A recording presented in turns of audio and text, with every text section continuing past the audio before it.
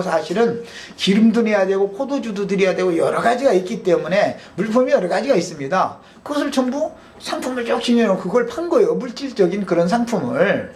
그러나 회개하고 돌이킨 사람이 재단터다라는 거 기본적으로.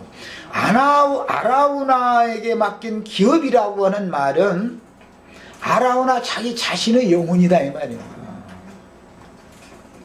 그래서 회개하고 돌이킨 사람의 영혼이 제단터가 되어지고 그 제단터가 예루살렘의 성전터다 이 말이에요. 교회의 터라는 건 바로 회개하고 돌이킨 사람들의 영혼을 말한다 이런 말이에요. 교회의 터는 그리스도다 그러지만 그것은 예수 그리스도와 연합해서 그리스도와 함께 구속에 참여한 영혼을 터가 잘 닦여진 사람이다 이렇게 말하는 것이지, 무슨 신학교에 가서 무슨 집터를 잡아서 뭐라고 그런 얘기하고는 전혀, 지금 성경이 말하는 바 그런 얘기하고는 전혀 다른 얘기를 하는 거예요.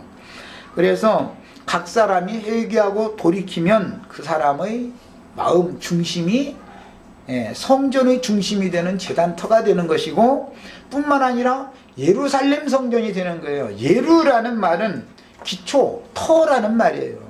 그러니까 다윗이 닦아놓은 그 제단터가 그곳에 있다 그 말이죠. 그런데 다윗이 어디를 찾아다니면서 그 하나님의 성전 터를 잡으려고 막 어떻게 한 것이 아니에요. 안을 쓰지 말았던 사람들은 막 자기 신도시가 어떻게 쓰는데 막 이렇게 지나가다 보니까, 차를 타고 가다 보니까 너무 거기 교통 요지가 될 것 같고 자리가 너무 좋더래나. 그래가지고 뭐 거기 뱅뱅 돌아다니면서 기도를 얼마를 했더니 막 결국 우리가 여기다 오늘 이 교회 세웠잖냐고 또 이런 설교도 참 오래전에 들은 적도 있는데, 참 그런 식으로 한다면 이거는 그게 뭐예요? 다 뱀 자손들이, 뱀 새끼들이 하는 소리들이잖아 그게. 하나님은 구속하신 사람을 성전 삼기를 원하시는 것이지, 어떤 땅에 무슨 좋은 신도시 옆에 무슨 교통요지에다가 좋은 땅 사가지고 큰 예배당 건축하고, 지금 이 얘기하고는 너무 안 맞는 얘기를 하는 거예요. 이게 그냥 여로보암이 산당을 지은 것이라든지 금송아지 세운 것이라는 것이 무언가를 생각해 보셔야 돼요. 그 금송아지 우상이라는 것이 계시록 13장에서는 짐승표 받은 사람들이고, 짐승표 주는 사람들이 다 그 금송아지들이죠. 자칭주의 종을 자청해가면서 지가 아주 신성한 하나님의 종이라고, 기름 부음 받은 종이라고 이러고 앉았잖아요. 이런 것이 모두 진리에 대한 혼잡이다.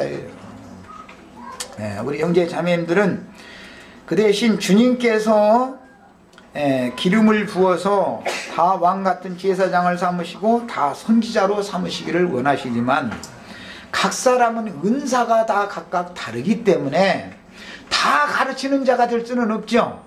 다 사도가 되거나 다 선지자가 되거나 그렇게 될 수가 없죠. 은사대로 하는 거예요. 은사대로.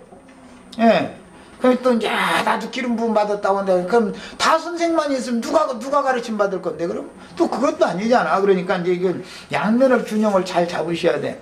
은사대로 누구에게 말씀을 맡겨서 가르치게 하시고, 그것은 성령께서 하시는 일인데, 무슨 신학교를 졸업을 해서 하는 게 아니라 평상시에 예수님이 제자들과 함께 모임 가운데서 평상시에 3년 반 동안 가르침 받은 것이 곧 다른 사람들을 후에 가서 기름 부음을 받은 후에 다른 사람들을 가르칠 수 있는 사도로, 선지자로, 복음 전하는 자로 세움을 입을 수 있는 근거가 된 것이지, 무슨 학빈에 가면서 신학교에 가서 조직신학을 공부를 해가지고 안수를 받은 것이 근거가 아니다 이 말이에요.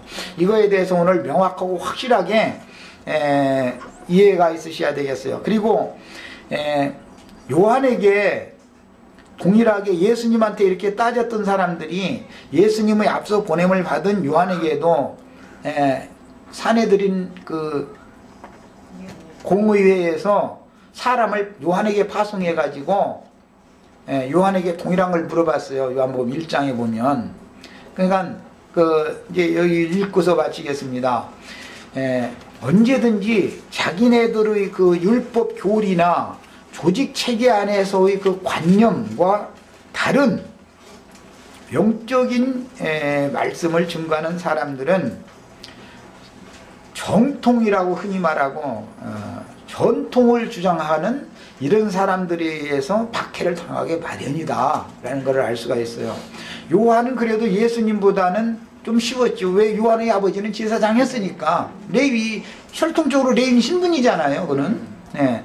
아까 그래서 이제 구약 성경에는 레위인 신분인 사람들도 있었고 위임을 받은 사람들도 있었다. 선지자는 이런 얘기를 말씀을 드렸었어요. 자, 1장 19절부터 34절까지 읽고 기도하고 마치겠습니다. 유대인들이 예루살렘에서 제사장들과 레위인들을 요한에게 보내어 네가 누구냐 물을 때, 여기서는 네가 누구냐 이걸 물었어요. 예수님한테 물을 때는 네가 네 이름과 무슨 권세로 이런 일을 행하느냐, 이런 일이라는 건 성경에서 가르치는 걸 말하는 건데, 그런데 요한은 성전에서 가르치지를 않고 광야에서 백성들을 가르치니까 네가 이 백성들을 무슨 권세와 네 이름으로 가르치느냐라고 물은 게 아니라 네가 누구냐라고 물었죠. 성전에서 들어가서 가르쳤으면 물을 필요가 없지요. 제사장의 아들이니까 당연한 일이니까. 예. 노방전도. 예, 맞아. 노방전도 한 거예요. 말하자면 이게 광야전도니까. 예.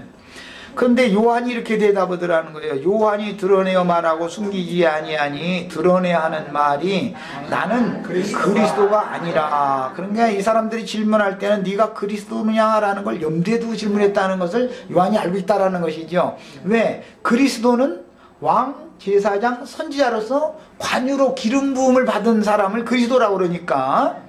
그런데 나는 그리스도가 아니라 한데 또 묻되 그러면 무엇? 네가 엘리야냐? 왜 엘리야냐고 물었냐면 말라기 선지자의 예언에 의하면 여호와께서 그 전으로 임하시기 전에 반드시 선지자 엘리야를 보낼 것이다 예언이 돼 있으니까 이 사람들은 그것도 또 문자대로 알고 있었어요. 그러니까 나는 아니다 그랬어요. 그러나 이제 예수님은 오리라 하는 엘리야가 바로 이 사람이다 예수님이 증거를 해줬죠. 아들을 아버지께서 증거하는 것처럼 아들이 요한을 증거를 해줍니다. 뒤에 보면. 그 다음에 또 묻되 네가 그 선지자냐 이렇게 물었어요. 이것은 그리스도냐라는 말이 결국은 그 선지자로 온다라는 말이다라는 말이야. 유대인들의 관념이 이것이. 대답하되 아니다. 또 말하되 그러면 누구냐? 우리를 보낸 이들에게, 여기 우리를 보낸 이들이 누구예요? 사내들인 공의회 의원들이에요.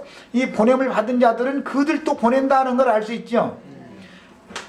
공의회에서도 보내고 아버지도 보내고 아들도 보내고 성령도 보내요. 예. 이제 계시록에서는 그 짐승표를 주는 자들은 용의익과 짐승의익과 거짓 선지자 입에서 나온다 이렇게 표현이 됐죠. 예.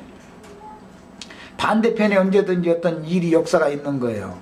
그래서 누구냐? 우리를 보낸 이들에게 대답하게 하라 이 말은 사내들인 공의회에 가서 보고를 해야 된다 이 말이에요. 이제 공의회는 72인으로 구성이 되니까 아까 우리 이영재님 그 얘기해 줬어요.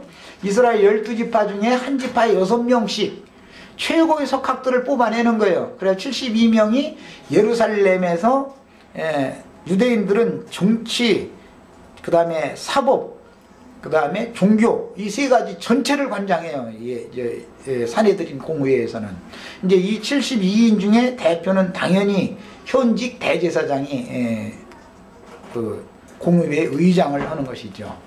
그 다음에 그래서 72인역 성경 대문자 LXX라고 이렇게 되어 있는 그 72인역 성경 이야기 들어보셨죠?